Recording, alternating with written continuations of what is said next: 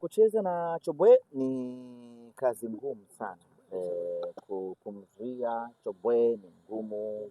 Ni mchezaji mwenye kila kitu, mwenye akili, mwenye nguvu, mwenye kasi, mwenye maarifa.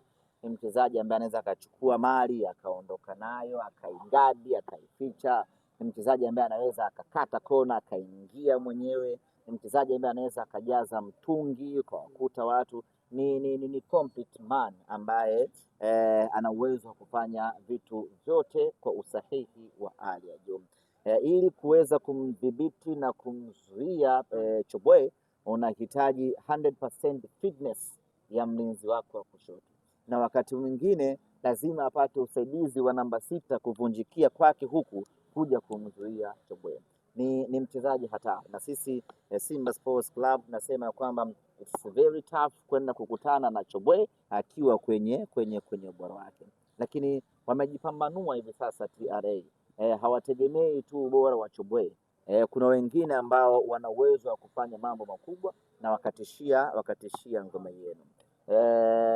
Tumejiandaa kwenda kumdhibiti kila mchezaji bora na mzuri wa TRA asiweze kufurukuta kesho na mnyama tuondoke na ushindi hapa.